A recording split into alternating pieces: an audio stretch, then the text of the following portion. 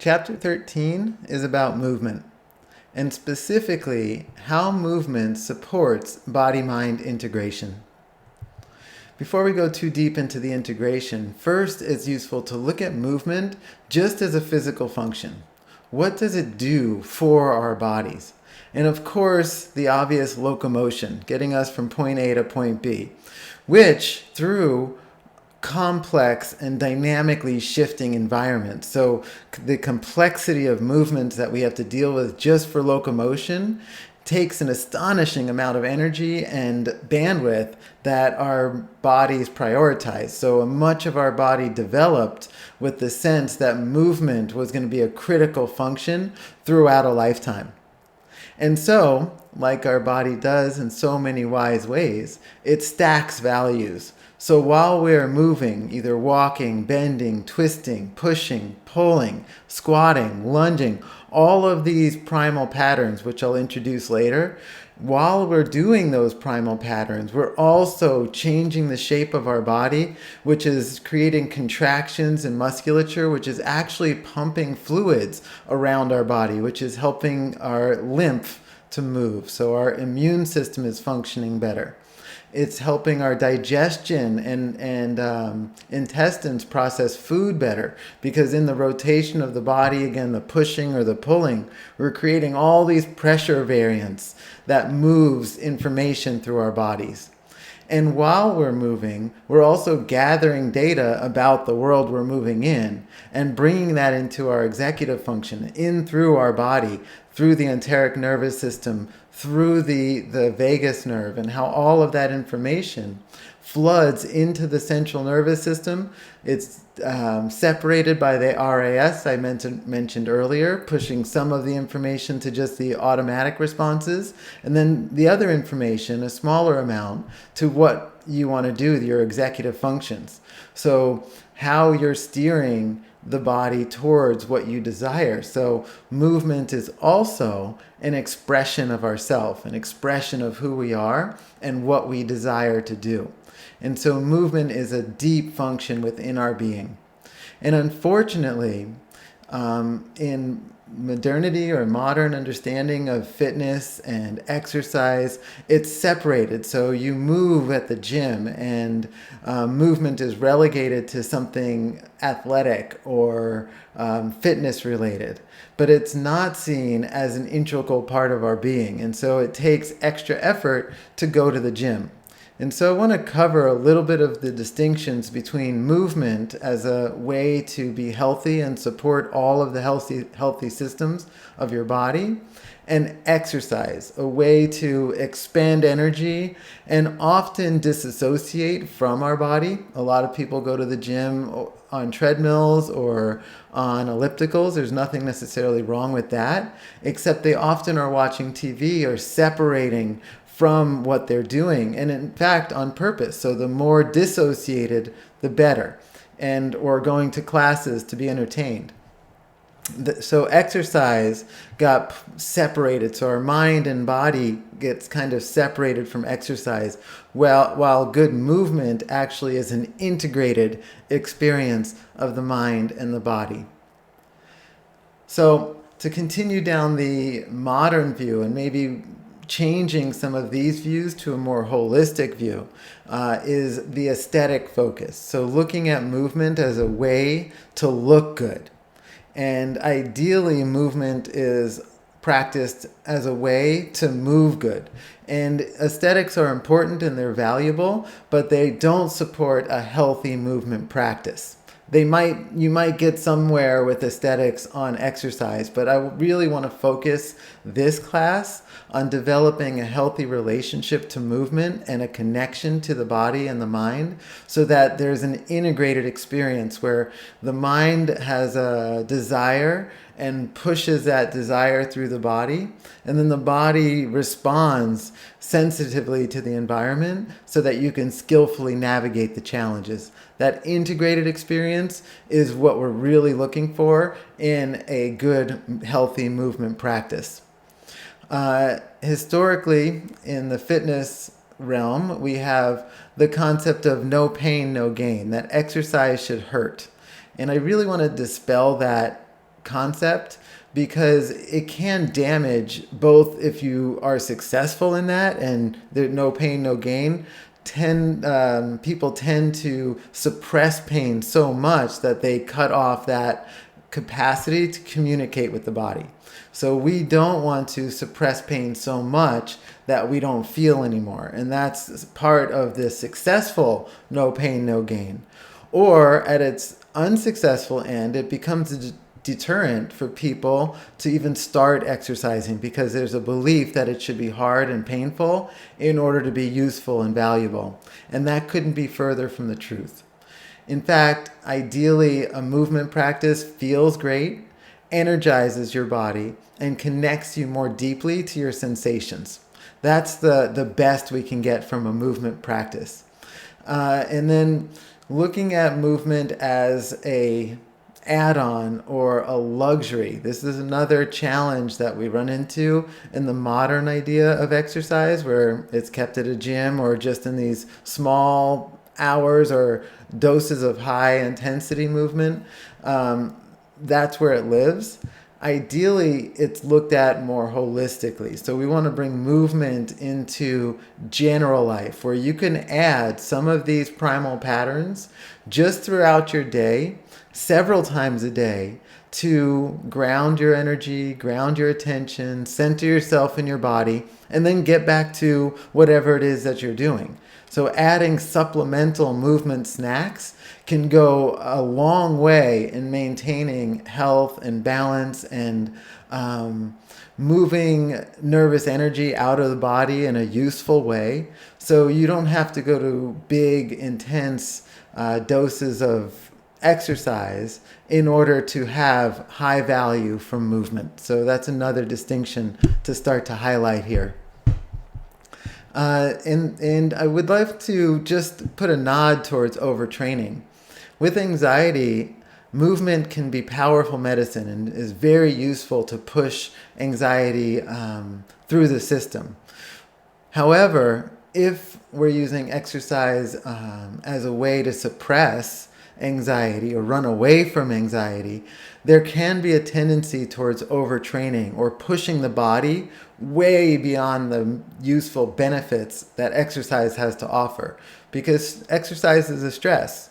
So it could be good, useful, medicinal stress, therapeutic stress, which I'll talk about later, or it can be too much and actually create damage in the body. So learning some of the distinctions between good stress and adding that value, and then when that stress moves more to strain and you get diminishing returns from that stress.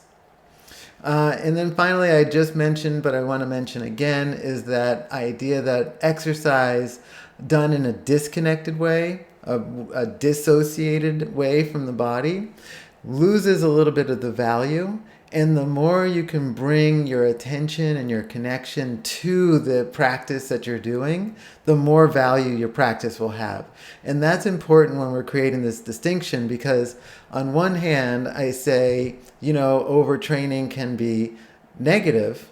On the other hand, training every day is essential, and moving your body every day is essential. And so how much stress you need at any given moment might change throughout the day. So these are discernments and distinctions that you can gain throughout your practice. So as you start your movement practice, start with slow progress in mind with a goal of deeper understanding. And if you already have an exercise practice and maybe you use exercise as a way to suppress anxious feelings, some people use it that way, I'm asking you to open yourself to practice moving slower, using even less movement with more connection to get more out of it without the impact on the rest of your system. Knees, backs, hips, anything that gets injured from overtraining. I work with a lot of runners and very long distance runners. There's nothing necessarily wrong with that. In fact, it could be a great way to meditate and connect. However, if there is a tendency to get too involved with the PRs and too involved with the competition, there's often a physical backlash. There's usually a breakdown or an injury that happens if you push the body too hard in exercise. So learning the right medicinal doses of exercise is a critical part of building a healthy movement practice. So done well, a movement practice is probably the best way to work with anxiety, but more from the sense of building a connection. So deeply connecting to the movement itself, deeply connecting to the present moment and your sensations is a way to deflate or diminish the future thinking or the anxieties of what's to come. And we start really dropping into the sensations of what is. And that alone can break an anxious loop. And in that, we can discover ourselves more deeply. So a movement practice is a way to know ourselves, a way to know our strengths, to know our capacities, and to spend time expanding our strength and capacities. Because being strong in our body translates to being strong in the world. And so each one of these movement patterns that I'm going to describe coming up here can be practiced to enhance and increase your capacity to move through the world and to tolerate stress while being skillful in the actions that you take. And so the 7 primal movement patterns are a squat, a lunge, a press, a pull, a bend, a twist, and a gait. A gait pattern is any of the running, walking, jogging. It's the cross crawl pattern that our body takes in order to move over long distances. So each one of these patterns helps our body communicate to itself in different ways while moving us through space. And so I'm going to demonstrate these patterns for you coming up, and just for you to get an overview at how you can see these patterns put into practice. For this demonstration, I want to invite you to just observe. There's no need to do the movements just yet, but this will be a great reference for your movement practice going forward. So you can always come back here and you'll get some of the technique around each of the movements, because that's super important. Although the movements are primal and they're basic, in general practice, most people aren't doing these movements very frequently. They have a desk job or more sedentary lifestyle, and so that breaks down the primal movement patterns, and to rebuild them is a big part of a practice. So it might be helpful to get some professional support through a personal trainer, a competent personal trainer, or just a very slow progressive process on your own to kind of learn more of the techniques and how to keep your body safe while expanding your movement vocabulary. So I just want to throw that out there. So for now, just observe. I'm going to walk through the movements. But before I do, I want to introduce a concept of centering and grounding. And this is from a physical sense, but mental, emotional, and physical, we have an opportunity to center ourselves and ground our attention into the present moment. Or in the case of our body, ground our attention into just the sensations and the feeling of my body on the ground. So that's the first step in every movement practice, is to become grounded and centered and present to what you're doing. And that way, each time you do the practice or iterate on a movement, you're going to get more and more feedback coming up from your body, and that's going to improve the process. And so you start to get this positive feedback loop with your feelings and your sensations, instead of the negative feedback loop often associated with anxiety. So while we're doing a physical practice, this has very strong implications in the mental, emotional space as well. So taking an opportunity to ground yourself and presence yourself mentally, emotionally, and physically.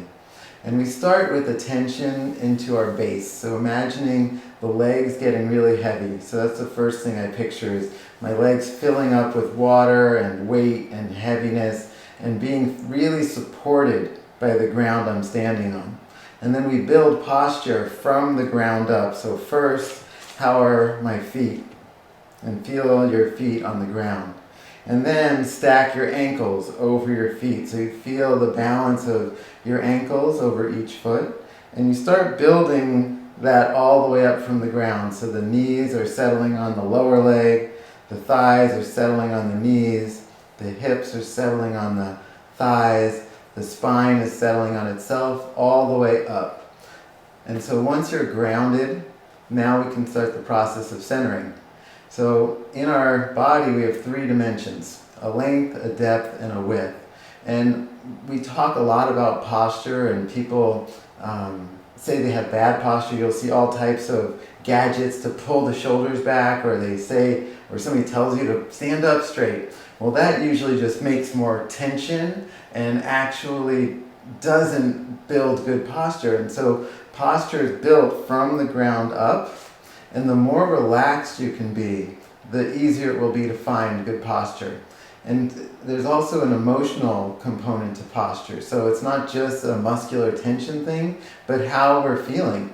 So I mentioned earlier dispositions and how that's reflected in our body. And if I'm feeling really low, I'll tend to let my shoulders collapse, my head collapse. I pull my chest away. And if I were to be told to stand up straight from here and I'm not feeling it, if I'm not in that mood space, it would be forced and faked, and I'd actually make tension worse in my body. So I want to bring that up too. There's an emotional component to posture, but the good news is you could actually impact positive emotions by finding good posture. So you can start again that positive feedback loop with the body and the mind through movement. But we start with good posture, and that starts from the ground up. And so in the length of my body, I want you to imagine dignity is in the length. So head getting pulled up to the sky as the feet are getting pushed heavy to the ground and pulling the tension between the two. And I want to imagine that it's pulling up a little taller than me and a little lower than me. And so I'm getting stretched. And in that vertical line is the emotion of dignity. And dignity is an emotion of standing up tall against oppression. So we have oppressive thoughts, ideas, histories, anything that brings our head down and our shoulders forward energetically. Well, imagine standing up through that and expand into the dignity, the length of the body, where you're standing up tall against oppression. Your own thoughts, but also gravity. So gravity has a way to flow through your body more easily. If I am not able to lift it because my energy isn't there for it, then gravity starts to work against me and pushing the head down more. And I have to use more muscles, and you'll find more neck tension and shoulder pain. And so finding that vertical axis, standing up into dignity, chin tucked, extending through the back of the head, this is the line of dignity. So that's in the vertical axis. The width, shoulder to shoulder, across the hips, across the feet, the width of the body, that has to do with connection. Imagine an open heart and an open abdomen. These are very, very vulnerable positions, and we're one of very few animals that actually expose ourselves vertically. This is very vulnerable for an animal to do. And so this is the dimension of connection and community. The more open-hearted, more open to your abdomen and your gut instinct and all the things that live in that enteric nervous system, as we open that, it allows for more connection with others. If people feel scared or nervous or apprehension, you'll see wanting to bring the hands in and shoulders in. So these are emotional aspects of posture where somebody doesn't feel safe. This is a safe position. And so asking them to stand up straight, again, it'll be forced with some tension, and we don't want that. What we want is a natural opening of that space to allow for more vulnerability and connection. And that can be a scary process, so that's why a movement practice just with yourself and for yourself is so essential, so that you can practice these new dispositions, these new ways of being. So the width of our body, Imagine opening the shoulders as wide as it can be, the hips as wide as they can be, and your legs open into a full stance. And this is the dimension of connection and practice a really big open heart. So you're not using muscles to squeeze it back, you're expanding from the inside into the width. So we have dignity and we have connection. And that's the length and depth, the length and width of our body. Then we have depth. And the depth of the body, the thickness front to back, this is the dimension of integrity, or our storyline. This centering practice was given to me by Richard Strozzi, and I really found his work extremely valuable at bridging the gap and the space between our emotions and how we feel and our physical body and how that shows up. So this is his centering practice, and I just want to give credit where credit is due. But he identified that as well as the line of integrity. And that line of integrity being our storyline, everything behind us, everything that supported us or that we got through, our history, our ancestry, everything culminated into this moment where you're at right now. And then in front of you is the story yet had, the adventure yet discovered, the direction you want to go, the future. And finding that length, that depth of our body, we're always at the very end of our story and at the very beginning of our story. And so that space in between the end of our story and the beginning of our story is choice.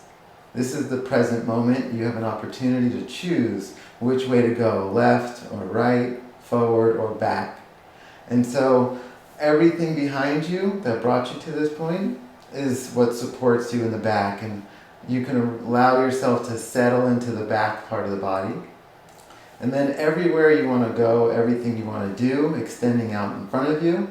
And then you can kind of lean into that future just a little bit. So you have a little support in the back and a little lean in the front.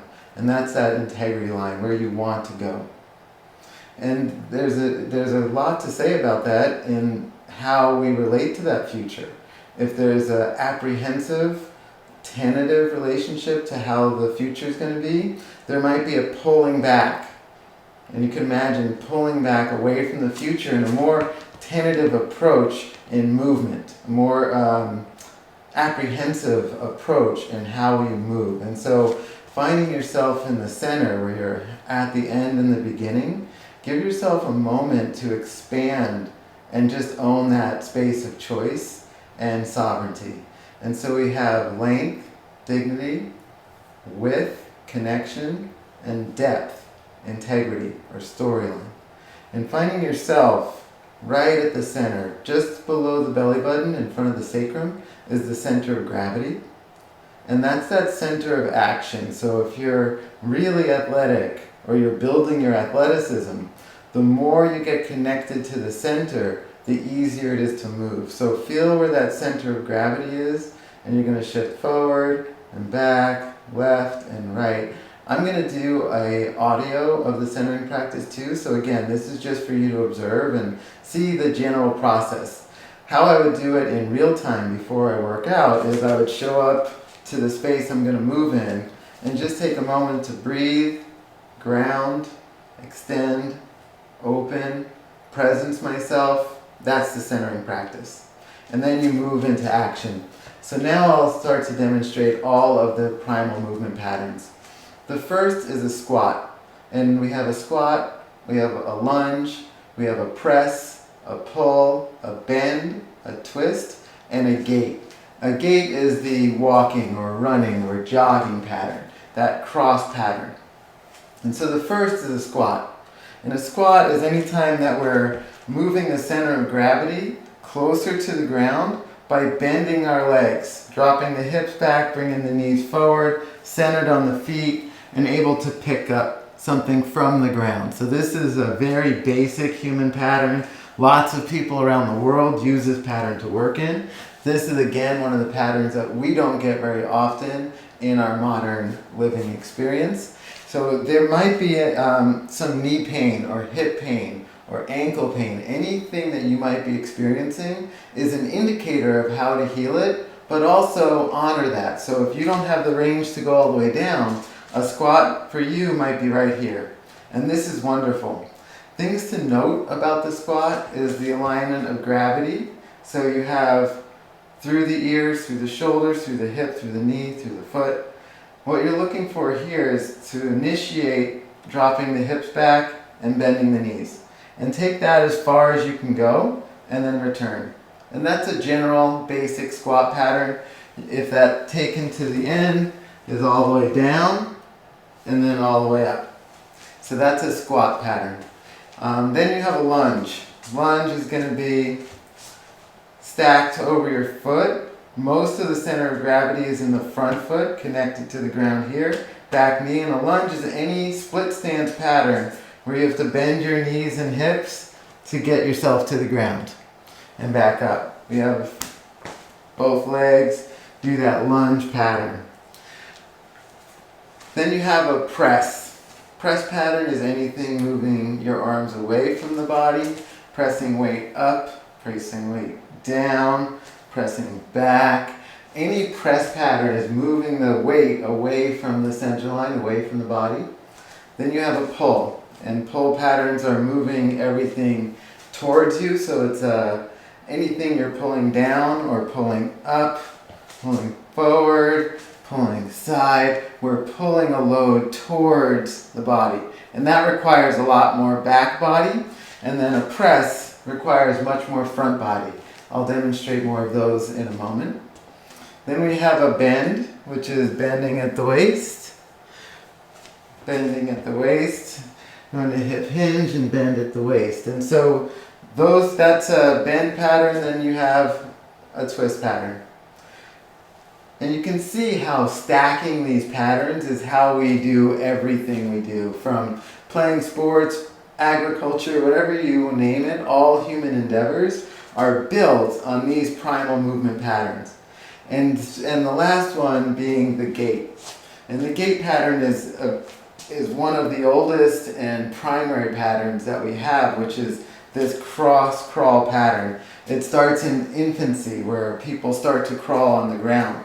That cross crawl pattern is the foundation for the rhythms of our nervous system, and it stimulates communication between the right and left hemisphere. So that gait pattern, walking or crawling, any one of those cross-crawl patterns is a foundational movement. That's why walking is probably one of the best regular everyday exercises and or movement patterns you can do, especially when it has to do with processing stress and anxiety. Walking it out cannot be beat.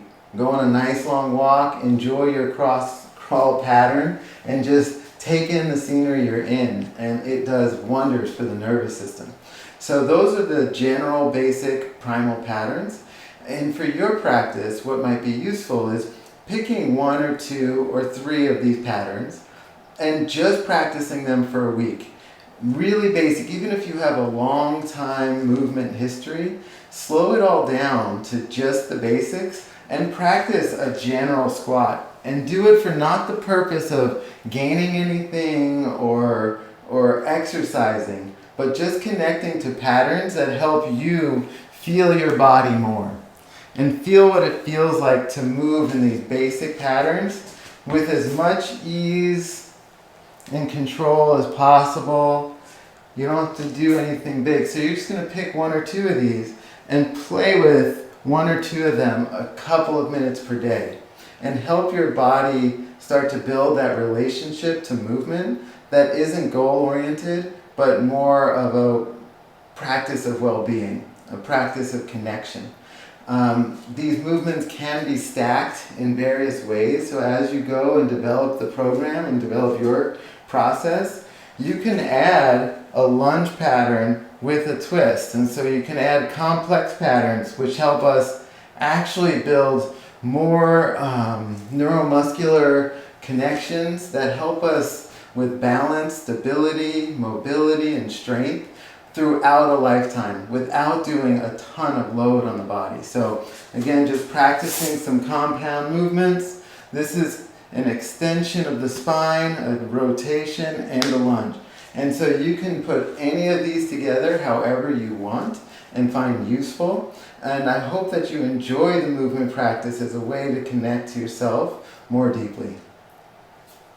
So in reflection, during this chapter we explored how important movement is to every aspect of our health and our well-being. But at the end of the day, so much of this is going to be determined on your relationship to your body. And so these reflection questions are really in alignment with you discovering what is at the core of your relationship to your physical body, and then how you want to develop that relationship going forward. And so looking back, what did your family teach you about your body and exercise? What were the lessons and demonstrations that formed your assessments and your assertions on what a physical practice is and what a movement practice should and could be? And then what are some ways that you could improve this relationship? What are simple, basic steps that you can take? Maybe changing an assessment, changing an assertion around your body and what it is, and living into a new meaning or a new definition of what that means to you. And then what are the movement practices that you can see taking on to make yourself feel more healthy and whole?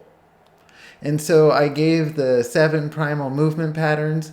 You can choose 2 to 3 of those per week and just work on that. It can be the basic movements. And then you can add layers of complexity as you feel fit. And with a movement practice, I certainly suggest, if you don't have a history of training, to get some professional support.